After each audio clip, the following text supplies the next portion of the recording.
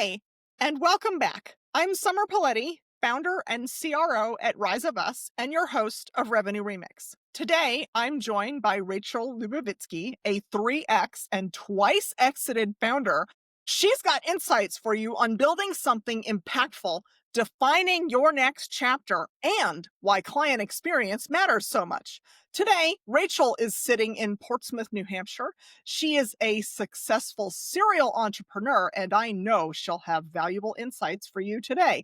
Welcome, Rachel. Welcome back to Revenue Remix, a podcast from Rise of Us, where we take a fresh spin on driving revenue growth, hosted by Summer Poletti, a fractional CRO who works with business owners and leaders who feel held back by outdated systems. This podcast explores how adaptable, unified frameworks can transform static processes, equipping teams to meet evolving customer needs and drive resilient, lasting growth. Each episode features insights from Summer and her guests, offering practical strategies to sidestep common pitfalls and build real revenue momentum. It's time to remix the way we think about growth. Enjoy the show. Thanks, Summer. I'm excited to be here. I am excited to have you here. Let's get into some stuff. But before we do, we feature the whole person here. So let's get started with an early job or a youth activity that might be a bit surprising. So my educational background is actually in computer science.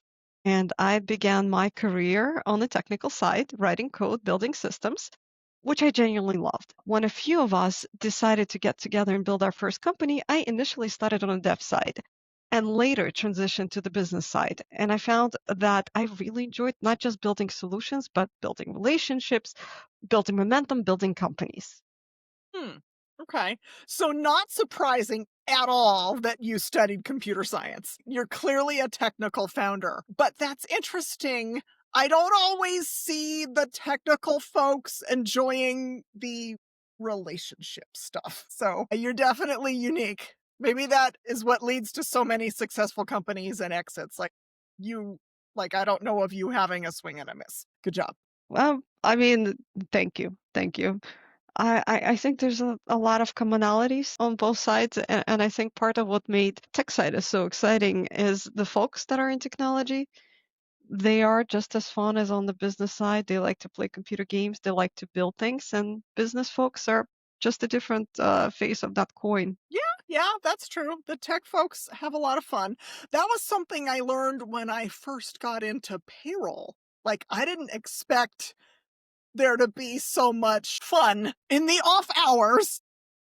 It's like these people work with numbers. What is with going to Vegas all the time? I don't understand. So no, definitely some fun. So you've built and sold, is it 3 companies so far, or you've sold 2 and you've built the third? Sold every one of them so far, the 3, and now we are working on the 4th one.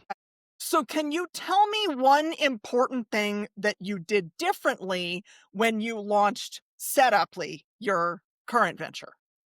And maybe why? I think one of the biggest differences with Setuply as opposed to the prior ones is we're all fortunate to have AI as a huge variable in the picture. So all throughout my professional career, companies, always B2B SaaS, they have been evolving. The ecosystem has been evolving. Business consumers were evolving. So not every, even though there are commonalities, solving complex problems in enterprise B2B SaaS, the AI factor is something completely new. It completely changes the playing field, both for us as business consumers, individual consumers too, who doesn't have a ChatGPT window somewhere in one of the tabs and on their cell phone, but also it completely changes the trajectory of how fast software evolves. I like that. I feel like we could spend an entire hour talking about the disruption that is AI. I have noticed that it's lowering the bar for people who want to start a company. You've started this company after some successful exits, but some people, if it's their first company, you don't need as much funding, or maybe none at all. You don't need a big team. I think it's making business founding more accessible. to people who might have trouble getting funding or they don't have a rich dad or, whatever. It certainly broadened the playing field. It is much easier for folks with vibe programming, to develop software systems using AI. There's that element. It is much faster to generate content. You don't necessarily need a full-fledged marketing team. You don't need research team. All these things you're able to do on a much smaller human footprint, and much sharper, more precise. But on the other side, if you think about it, it sort of made it easier for everyone to do the same thing. So while you have infinite amount of businesses that can be started, and truly this is a kind of a new industrial age, Hmm. it also makes it difficult for a lot of newcomers to compete with so much similarities potentially with the different products and services that are emerging on the market. Yes, that is a mouthful. And I'm going to add to that the content. It's easier to make content. There's just so much more noise. And it's so much harder because you can crank out a blog a day if you want. And sometimes I feel like it's difficult to stand out from all the AI noise. It's going to be an interesting couple years while we figure this out and things kind of even out, right? I think it's like a shiny new toy that everybody received, and so you're trying it out, and hey, can that thing help me shop? Hey, can I make Yes. recipes? Can it tell good night stories? Yeah. So it can do so much. And I just mentioned a couple of personal ones you could do at home, but there's infinite number of things it could do on the business side. And so as we kind of work our way, and as the technology, we're all GPT users onto version 5, Mm, and so on with other ones. As we continue to challenge that new sidekick that we got, we'll get to some kind of balancing point where we'll reach, not to say the edge of it. I think we may get to the edge of it, and then it will take us to the next level of evolution as individual and business consumers. mm. Yeah. I want to talk a bit about what you've built, and I know that there's AI in there, but that's a little for later in the conversation. So, the audience here is mostly founders, owners, and CEOs. So, what you're talking about is good stuff. Let's walk back to your decision to exit. I don't know, maybe the first time. So, or maybe every time since, you're a serial exiter now. How do you know it's the right time to sell? Do you have that planned in the beginning? Can you kind of walk us through your process? Well, I think it's very individual. It's very individual. And I think for me, the most exciting element is building. But to answer your question, exiting is usually a combination of factors, like where the company is in its life cycle, what does it need next? Is there a partner that could help take it to the next level? And so that decision isn't like a formula. Hmm. It's very individual. It really comes down to clarity. When it is potentially next strategic step is optimal for the vision, for the company, for the people, for the clients. Hmm. I like that. I've had quite a few founders on, and nobody's put it through that lens before. The work I do with my clients is wherever you're at right now, what got you here is not going to get you here. So then it sounds like you're saying, like, for the business and the customers it serves and the employees it serves, you're going to need something. And at some point in time, that might be a partner or extra capital or a bigger infrastructure or whatever. So sometimes it's the natural phase for the growth of the company is to bring in somebody who has the resources and the skill to just blow it up. Exactly. Cool. That's cool. I like that. Um, okay, so then I know that there is an unsexy origin story for Setuply, your current venture. And I think it's very important for the audience to hear this, all those founders. So can you repeat it? Because there's a lot of value there. All right, so the bubble bursting moment. So this is the fourth venture, and to be honest, there was never really a single kind of a light bulb moment or dream for us. Hmm. as far as what that next project is going to be. What we actually do is we keep a running list of real interesting business problems to solve. And every time my partners and I are ready to start something new, we go back to that list and see what has been solved, what's still a real pain point. Like you mentioned, we're living at a time when hundreds, maybe thousands of new companies are being born every day. All these problems are being solved. So you have to see, is it still a pain point? Does it still need to be solved? Is it worthwhile to solve it?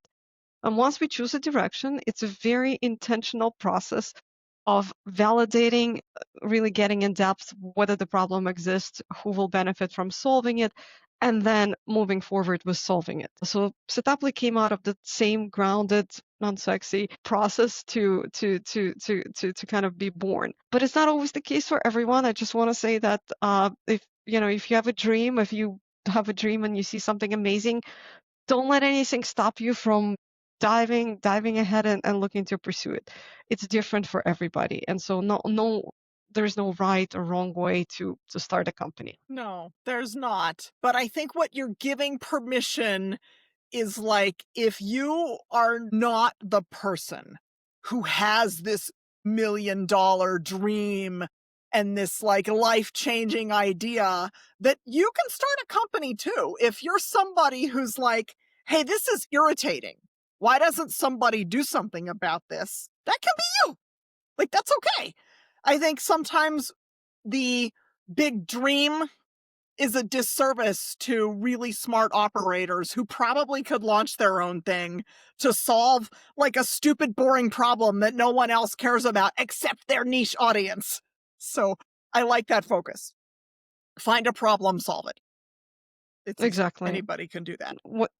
What you may find is as you're starting to have these conversations and engaging with other people, you'll realize that, hey, everybody has that problem, or perhaps formulated it in that way. Maybe if you formulate it slightly differently, then you see everybody has that problem. So whatever it is that bothers and kind of like, I wish it could be different. Go ahead, try it. Maybe you're the one who will make it different and better. Yeah, for sure. So I'm curious because, frankly, I still struggle with this a little. I get this idea and I'm like, oh my God, this is great. Like, here's a problem. I'm going to fix it. How do you determine the difference between a problem that is existing and that is real and a problem that people are willing to spend time or money to fix instead of just ignore? Because sometimes they're like, whatever, this is just the way things are, and they don't want to put in the effort to solve it. So is there some way you figured that out? Start with kind of lots and lots and lots of conversations Mhm. Mhm. with people who may be businesses who may be affected by this Mhm. problem. How do you do that? Would you like things to be different if you had unlimited resources? How would Mm. you like to go about it? And this unlimited resources gives you sort of license to dream. Well, Mm. if I could have that solved, this is the reality I wish I had. And so having these conversations again and again with different people helps sort of broaden it and make it more precise what the Mm. problem, what the solution may be. And then you get into, starting with some ability to build a prototype product, which is much easier thanks to AI, getting it into the hands of the future customers. Hey, try it differently and continue to iterate until it solves this one problem and maybe it solves that same problem for another business and another business. And so you are refining that product market fit and helping people solve the problem. Now it's also very important as you're going at it, and I'm a big fan of metrics. You might get excited, but how much is it actually solving? Is it freeing up people's time? Is it changing your processes? Is it allowing you to do the things you've always wanted to do? So while it may sound nice and it looks cool and exciting, does it actually solve the problem? Does it make your life easier so you can move on and do other things? So, and that Yeah. process has to repeat continuously, getting better and better every time. You've struck on one of the things I notice when I come into an organization and they're having some challenges with their sales is a lot of times we're talking about a surface level pain and we're not really getting down to the impact. Like, what does it mean to that person? Is it saving them time? Okay, everybody says their solution saves time. What should they be doing with that time? So if you dig further and further and find the real impact, be it personal or personal slash professional, that makes that person, like, what does it mean to them? I think that's when you've got something magical. True. Totally, totally true. Summer Poletti of Rise of Us helps her clients transform by building adaptable, customer-focused sales systems that replace outdated models. With these new frameworks, their teams can respond quickly to evolving customer needs, reduce friction, and work as one cohesive unit. This shift equips them with the tools to drive consistent growth, lowering churn, and creating lasting customer relationships. As a result, they achieve sustainable revenue growth that positions them ahead of competitors and prepared for future challenges. Together, you and Summer will create a foundation that not only meets today's demands, but supports long-term success. We're kind of segueing into the next thing I wanted to talk about, which is client experience.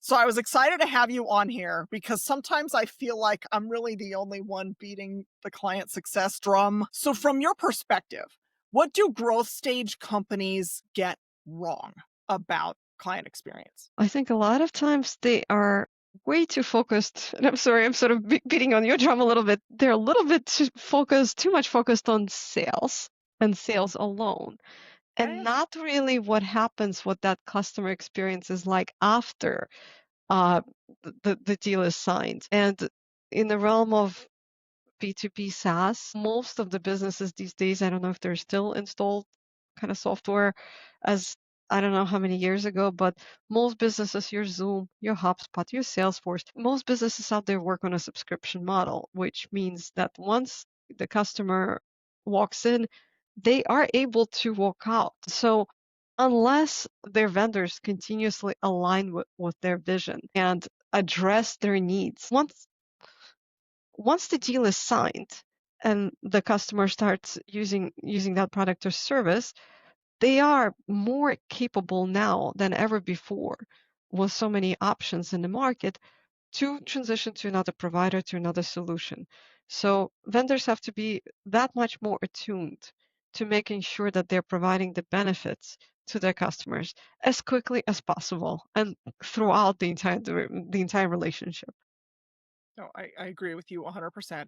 Um, that's why when I talk about business growth, I don't just talk about sales. It's not just sales.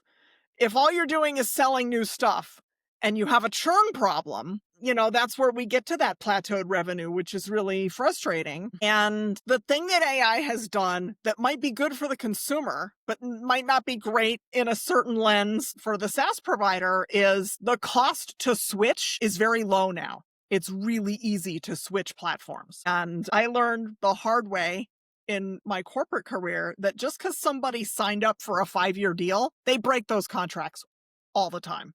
And you can't feel entitled to the business, I guess. Like, oh, they're never going to leave. They have a contract. We got them. It doesn't work that way. So you've touched on something that I think is really important. And I could talk for hours about that. But I want to focus on the problem you're solving is the onboarding. And I think that's something that kind of gets overlooked a little bit. So how come you decided to focus on onboarding? Well, A, it was on a list. I love it. But It on the list. It was on the list for a reason. it was in our last venture, it was one of the hardest things about last Mm, business, onboarding customers. Payroll benefits, fintech, all of these areas are very highly regulated, a lot of domain expertise that clients don't necessarily have. And so you really are that guy that walks them in and makes sure that you're making them an expert every single time.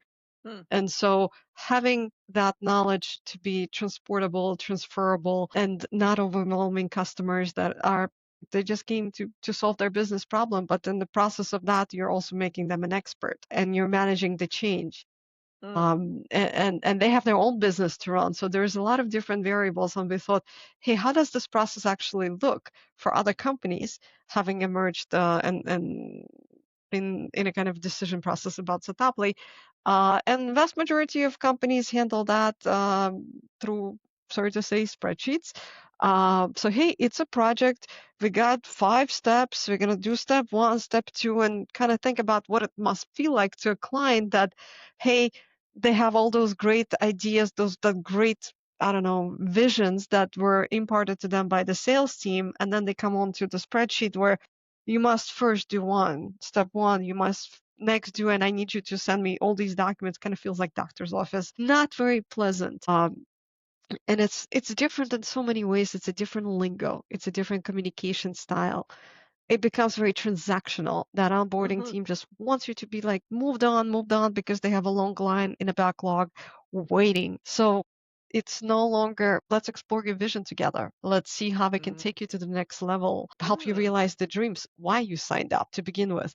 And so Mhm. we thought, no, it should not be this way. It should be a natural extension of the sales team, same lingo, same experience, faster gratification, and so, and actually, we had gone on since that point. What happens when they transition to support?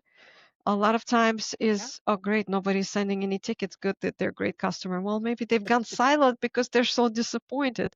And so it doesn't just stop at onboarding, it goes into support, it goes into success. Basically, like I said, the entire relationship, Mm. it has to feel like, hey, we're so excited that you signed up. Let's see how we can make you feel special today. And it should be every day. Yeah. No, I love that. In the work that I do, we concentrate on those personalized and clear handoffs and maintaining the same lingo and jargon because that is a point of friction in the customer journey. And you're right, it's a totally different experience talking to sales and then doing a project, right? And when a customer finally signs up, like SaaS deals take forever, right? So when they finally make a decision and they sign up, their confidence is very high. I finally made the right decision. I chose the right guys. They're really excited. And if you fumble the onboarding, you lose their trust right away. And it's super risky because if you fumble the onboarding and God forbid they don't go live, like how much money did you just waste in the marketing and the sales and all of that to get that customer, and then you don't even get any you get nothing out of it? Like, so yeah, it is important. It's I wonder if not enough attention is paid to it because it is it's business purgatory. It is a transitional phase. They're gonna sit with service or delivery forever, but like they're just passing through onboarding, right? There are there are multiple reasons for why it has been a case so far until now. I think the times are really changing. I think there was always kind of a thought process that this is transactional. Hey, the onboarding time is X number of months and then they're in support. And so, but so is sales. Sales is transactional. It is. Sales process could be a few months, it could be a few years, but at the end of the day, it is as if you look at it as transactional as onboarding. So why would you not kind of look at it the same way? That's number one. Number two, which is even more important, is that, and this is, I think, it's a Forrester research, 73% of B2B SaaS value is recognized after the sale.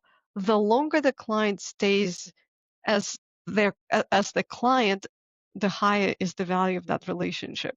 And so you want it to last forever because the initial deal is a tiny fraction, 27% of the total potential of the relationship. So if you think about it in those terms, you may want to put a little more resources and then some onto the onboarding and support and success side because that's where the real value is being recognized.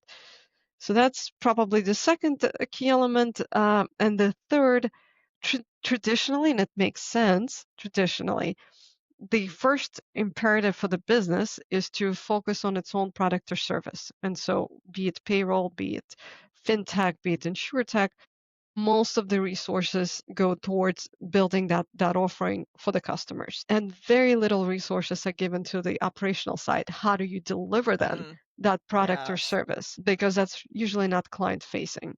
And I think that's where AI and technology finally help to close the gap. You don't have to. You can stay Mm. focused on your product or service offering because there is specialized software products and services and all those other things today that make it possible to provide high quality, high touch, personalized experiences at scale to support the product delivery. Mm. There's a lot there, and I'm going to ask you a question that I didn't put in the notes, so I'm going to apologize for that.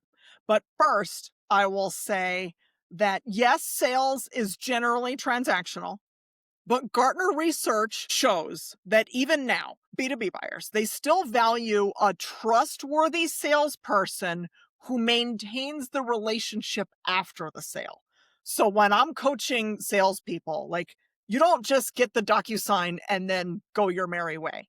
You're like, I want them involved in client success because it's really weird if you think about it to spend potentially 2 years on a SaaS deal, making this relationship with somebody. And as soon as they get married with you, you go away. Like it's so awkward. Like who does that, right? So I want to build it into their plans to continue to check up because most salespeople don't. But what I want to ask about is AI. So AI is baked into your platform. If I know you, it's probably all over the place. How does AI help improve the experience for the customer during the onboarding process? Like what kind of stuff does it do? Many, it's so powerful in so many different ways. I will answer this question, but before I even go there, I'll expand a little bit on that comment you made about sales folks. Mhm. Uh, typically they have a large number of prospects that they work with, and the process takes years. And building it into their lifestyle of a natural hunter is very difficult. So technologically and process-wise, what you might want to encourage is specialized checkpoints where you're there for the kickoff. You're there for the go live. You're there for the critical points of the client's life cycle, like babies are being born. You are there with them where, when, and where it matters. And it's not very difficult to do with technology. So you don't have to remember every single one of them, but you have to make sure that there are alerts built and notifications and reminders. That's where the tech comes in. Part of it is the AI, which I'm going to transition into, Yes. that knows where the client is in their life cycle. So you can check in and see how things are. And it's up to you if you have it in you to check in ad hoc, which is also very, very highly recommended. But if you can't, technology will help you through it, like all those birthday reminders when you forget, your calendar will tell you that, it's your Me? cousin's Yeah. uncle's niece's birthday. Don't Yes. forget to call. Yes. So AI I like from that. the Good addition. Thank you. so AI from the onboarding perspective, so multiple facets for that.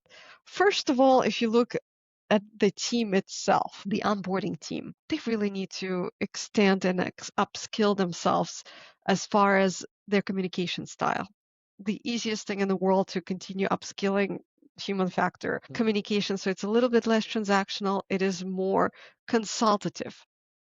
Mm, AI really, really helps with upskilling the teams in communicating with clients. AI built into the product, for example, knowledge bases. So now we're talking client facing, mm, helps clients become more familiar with the product faster, especially in the more complex payroll, insure, fintech, mm, LMSs, more complex markets. Knowledge AI powered knowledge bases help customers get a lot more mm. knowledgeable about the product or service that they acquired.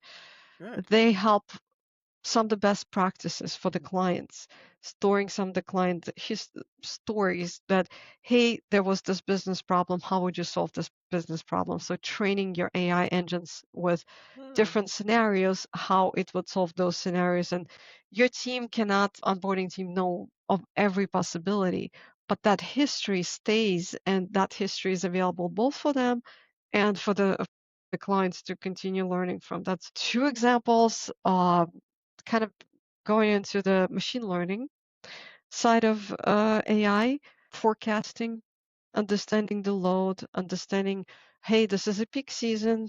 Payroll mm, industry is going to have a peak season coming up next quarter.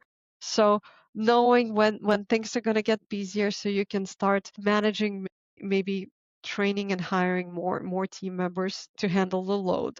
So Hmm. that even more upskilling, so machine learning platforms that monitor how long it takes to complete certain tasks within the team. So you kind of look at your team and say, hey, I got a bunch of newer folks, it's taking them a little longer than maybe seasoned folks, so this is a great opportunity to perhaps bring them together, have them kind of cross-pollinate each other with ideas and accelerate their learning on both sides. Hmm. And so machine learning, as far as forecasting and understanding the load and understanding the length of how long it takes to complete certain tasks, helps uncover learning opportunities Hmm. or capacity opportunities to allow company to make better decisions. Wow. There's a lot of good in there.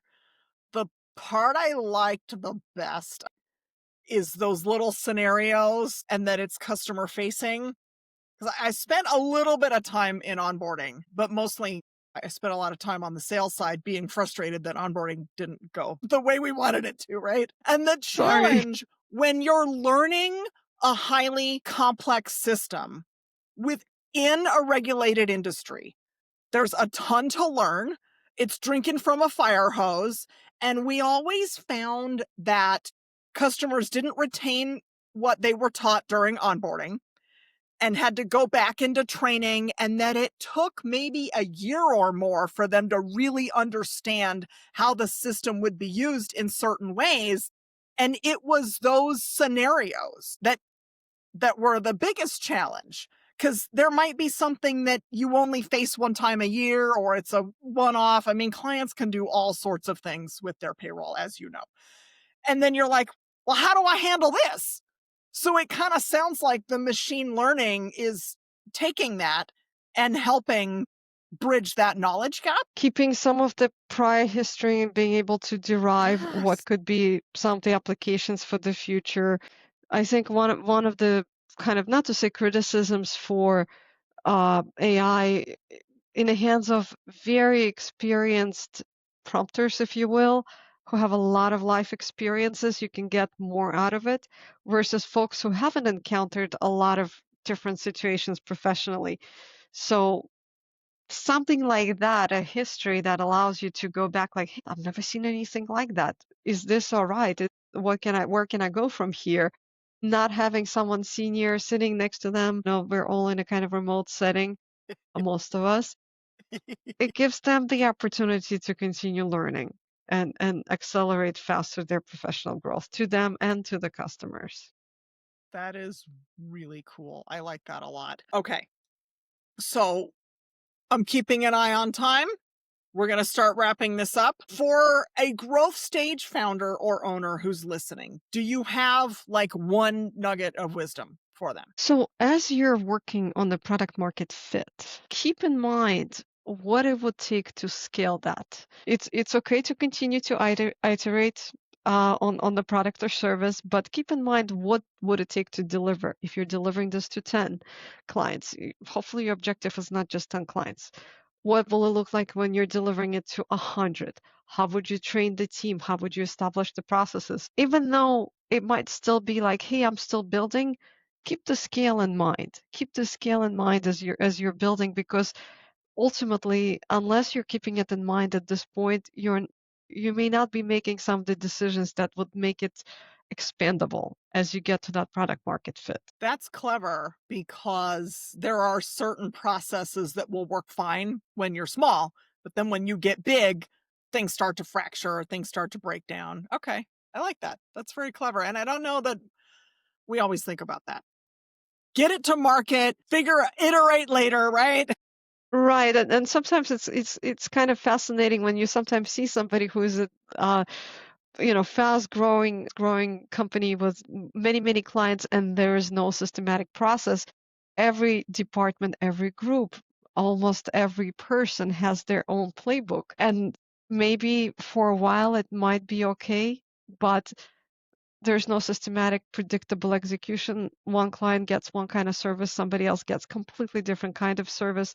And so as the product continues to evolve, as the team continues to evolve, this will become unscalable at some point. So some degree of systematization of that knowledge, establishing processes, is absolutely necessary, uh, so that so you can then go ahead and expand it. Yes. By the way, you just described my professional life right now. Like, that's what I see, is there was a scrappy team, they got to a certain point, and then now they're trying to grow, but they're still in scrappy mode, and the processes aren't there, and it's not repeatable because everybody does it differently, and then when things start to fracture, they don't fix it. They start yelling at each other. So, You yes. don't have to yell, it is fixable. No, it's totally fixable. But sometimes, like, when you're in the trenches and then you're in the middle of it, you don't necessarily see, like, there's things you become nose blind to, and sometimes it's just there's there's no there's no process company-wide. Everybody does it their own way. It's not scalable at all. I totally agree with you. Oh boy. Okay, so enough about work. What is something that you do for fun? Traveling, traveling. I Mm, think this year yes. was the mark, 70 countries. We'll see how Wow. that number will continue to evolve. I think it's the greatest fun.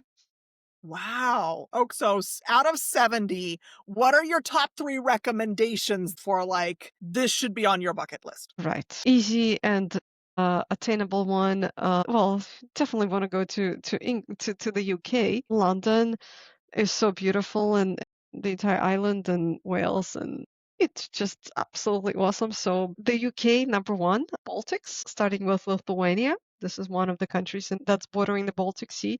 Number two, beautiful history, absolutely beautiful landscape. That's the one we keep coming back to a lot. This year, for the first time, it was Argentina.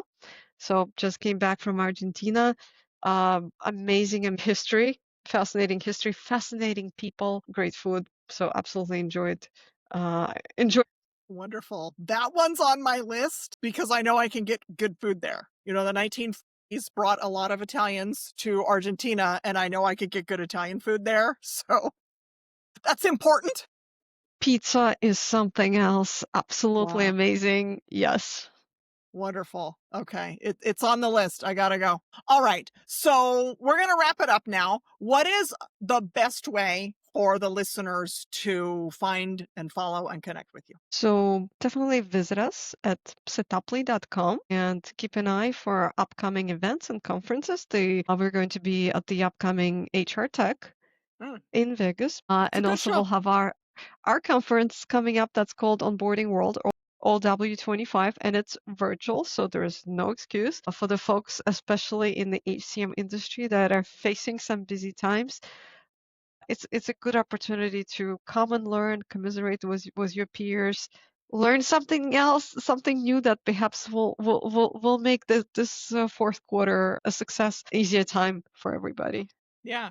Wonderful. So yeah, fourth quarter is a total grind. Good timing on that conference because maybe there's time to get something improved before the busy season hits. So I'll link in the show notes the event because it's early October. I'll link that in the show notes in addition to your website. October 1st and 2nd. Rachel, we're going to wrap it up. Thank you for joining me on Revenue Remix. For those of you joining from the car or the gym, remember to subscribe on your favorite podcast platform or our YouTube channel for more insights and interviews. I appreciate the listen, and I will see you all next week. Thank you.